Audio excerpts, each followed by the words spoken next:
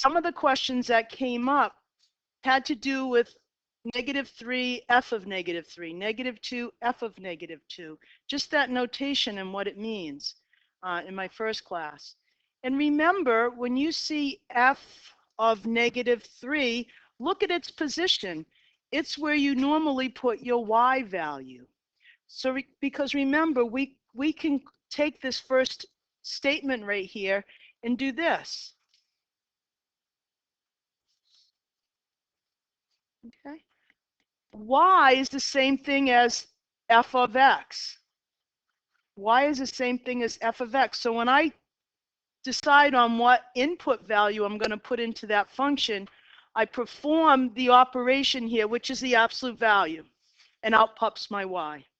So when I say f of -3, that's asking me, I'm going to actually put my operation,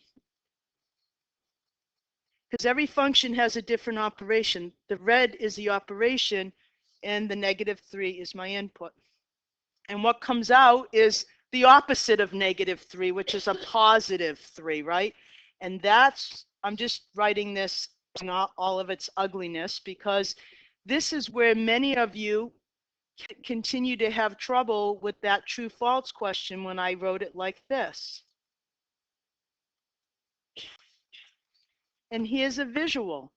When the x you put inside the absolute value, that's all of this part of your domain, is negative, it comes out being its opposite. Because look, now your output's all positive. So your inputs are all negative, your outputs are all positive. So your absolute value is, without calling it at the very beginning, I think the first day of class or the second day of class in your class notes, we define this in two pieces. Voila. Without even saying it in class 1, this is an example of a piecewise function, which you looked at on Wednesday. Because we have two equations defining this function.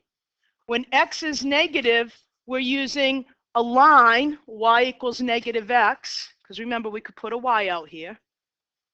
Y equals -x, or the opposite of x, is a straight line through the origin with slope of -1. When x is 0 or positive, it's y equals x, which is your identity. That's what we call that function. Y equals x is your identity. A straight line through the origin with positive slope of 1. Okay, so we actually, to define absolute value, we need two different equations. So that is an example of a piecewise function. All right, now, it was interesting because I don't think I've written this different than I have in other years, but I'll have to go back and check. I asked you to subtract 4 from the y coordinates only and keep the x coordinates the same. So for later on, when you come to more complicated situations, this is how I suggest when you're trying to figure out what's going on with your transformation here, which is what we're about to do. Take some of your original points, like -2, 2, -1, 1. I'm just going to do a couple here. Take some original points off of your function, and then transform them with a little arrow like this, writing what you're doing. In this case, you want to what? Subtract 4 from each y coordinate. So here I go like this, y take away 4. And then I write my new point, like this. See how my x's are staying the same, but I'm just subtracting 4 from each of my y coordinates. So this is telling me what my new points will now look like. So let's make those red. But actually, all I'm doing is the following. I'm just taking this graph and shifting it down. Come on. 4 spaces. That's all I'm doing. See? That's all that's happening to my original graph, is it's just shifting down. Are you looking at this, Lorenzo? Just shifting it down 4 units, right? Is the shape staying exactly the same? Yeah. So I'm not changing the shape, I'm just changing the position. So this is a positional change. Just changing the position. Position change. And it's a vertical change because I'm moving it up and down the axes. All right. So if I were to literally graph these new points, I'd be at -2, -2, -1, -3, 0, -4. And because this is symmetric, I only have to graph one side and the other side looks exactly the same. So this is f of x equals the absolute value of x. You always label any graph you submit to me. So since your project is filled with graphs, you always want to label your graph. You could call this f of x equals the absolute value of x, or you could just say this is f. And as long as f is defined above it, it's the same. Now, we don't know the equation for this red graph yet, but we're getting there. Okay, we'll know how to write the equation for that after today's class. Okay, so let's describe the relationship between this red graph and the black graph. How would you describe that relation in words? What did you write down? Anybody? Anybody at all? Yep, Dylan?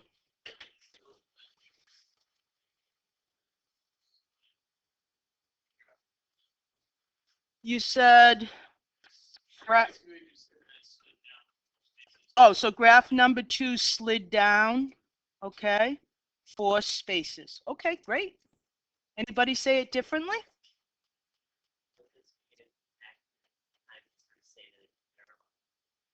It's not parallel. Well, let me just say this. Each line on the right side is parallel and each line on the left side are parallel. Well, they're rays, right? Because they start here and go out. So I've never thought about absolute values being parallel, but yes, these would never intersect if you continued these out because they're 4 spaces apart. So I guess you could say that. I never think of it that way. But we're asking for what specifically happened moving from f of x down to this red function. Lorenzio? All right, so the language, what Dylan said was absolutely fine. Those of you who have studied transformations a little bit may say something like this: vertical shift down 4, but you got to put something after 4. So either units or spaces, okay? Something after that. Okay. If you say shifts down 4 units, we know it's vertical, okay? So what's important here is the direction, either up or down, and the number of units or spaces that you're shifting this graph, okay? So as long as you have something like that, and you could say move if you want, slide, I like slide, right? Slid, slide, kind of is more fun. All right, now the next one, our function is the square part. See, that's the operation. I made it red. In number 1, the operation was the absolute value. Now my operation is squaring, whatever my input is. Okay, so this is -3, and when I square it, I get 9. So there's my point right there, -3, 9. And over here, because this is an even function, it has a partner the same distance to the right of 0. It's up at the same height. When we covered even functions and even symmetry, this is the type of thing you do. So x squared, you know, is even if you plot 3 points to the left of 0, you got an automatic 3 points to the right of 0. It really cuts down on your work. Okay. Now let's go back to that method I showed you. Let's pick a couple of points here.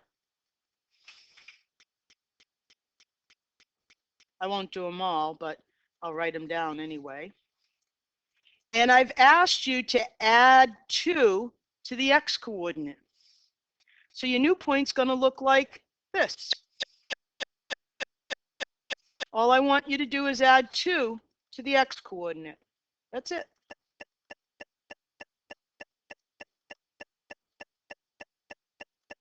So notice now what is staying constant is your y values, right?